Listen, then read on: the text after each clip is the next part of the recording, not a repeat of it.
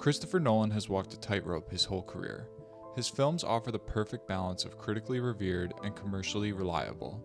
That kind of success is rare in Hollywood these days, and it's earned him a blank check from every major studio in town. As I see it, he's put together a playbook for other directors to follow if they're looking to make the movie of their dreams. But getting funding for a movie is hard, and it's even tougher if you're trying to bring an original idea to the big screen, as studios usually opt for safer bets featuring established characters or worlds that audiences are already familiar with. And even if filmmakers do receive funding, it seems more and more movies are going straight to streaming, devaluing the theater experience and transforming the core tenets of cinema. Nolan is one of the biggest champions of the big screen experience, and continues to make films designed to be seen in a cinema. But theaters are suffering, still not fully recovered after the pandemic, and struggling to sell audiences on a reason to come out to the theater. With so many things competing for our attention, an abundance of movies going straight to streaming, and theater etiquette in a troubling spot, most folks simply choose to wait for a movie to release at home rather than venture out to the theater. Nolan understands that in order for movies to pull audience members to theaters, movies need to become events. They need to offer the casual moviegoer an experience that they've never seen before, using visuals and sound that far surpass any TV system they might have at home. Nolan has been making movies since the early 2000s, and has crafted over 10 films with not a single rotten score on Rotten Tomatoes, not one bad apple in the bunch, and along the way he's done several kinds of films: straightforward crime dramas, mysteries, superhero films, spy thrillers, sci-fi, war movies, and most recently a historical biopic. Nolan's resume is quickly approaching some of the biggest filmmakers in recent memory, and his name belongs up there with the Spielbergs and Scorseses of the world. So how did he do it? Nolan offers the perfect playbook for any up-and-coming film director to follow. It's clear he understands where the true power of cinema lies, and he's able to leverage all aspects of the movie-making experience.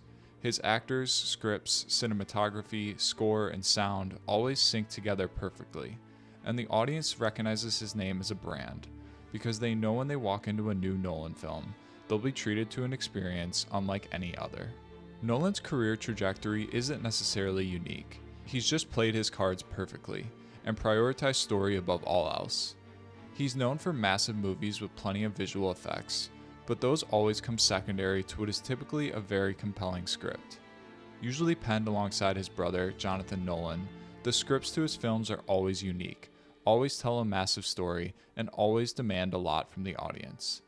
And that last part is his biggest critique, in that his films may be confusing to some viewers on first watch. However, the demand that audiences follow along closely across what is usually a blistering pace is what garners respect and admiration amongst fans of the films. Because within a demand from a director, there is also respect. Nolan respects that we've given him our money and multiple hours of our time, and as a result, he shares a singular story and vision with us all.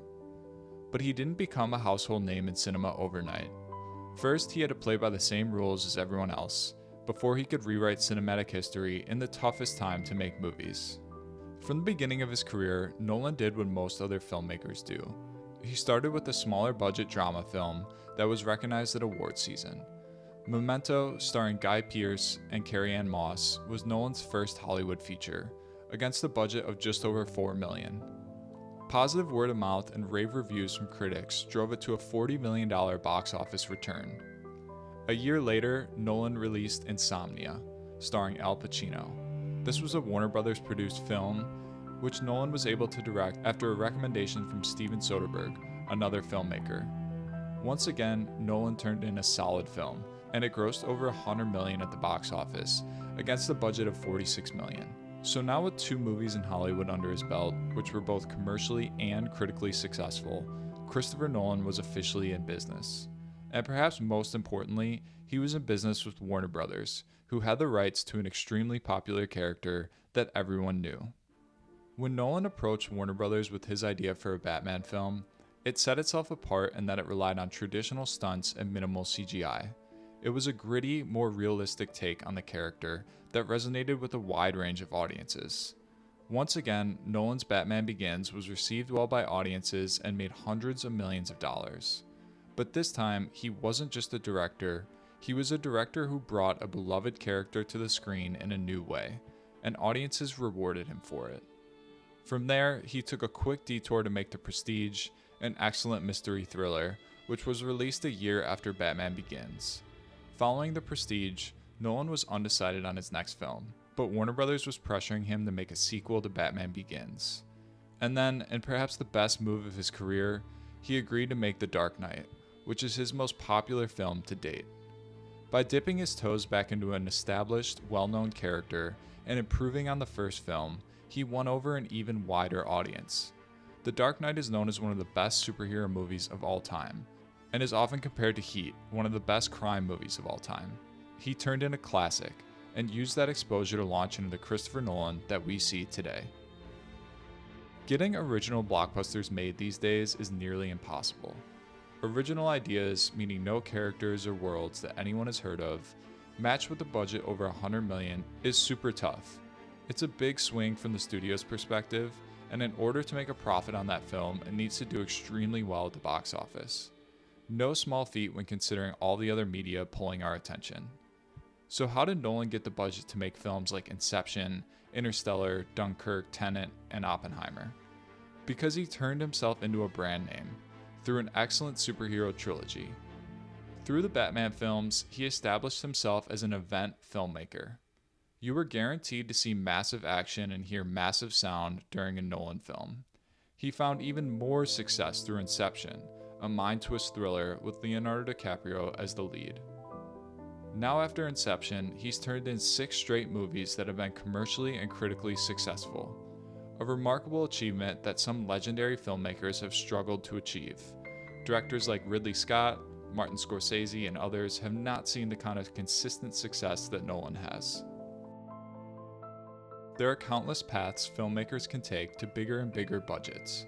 Some follow the A24 path like Ari Aster and Robert Eggers, making smaller budget horror movies that sort of transition into thrillers, winning over art house moviegoers and resonating with audiences upon home release through positive word of mouth and social media.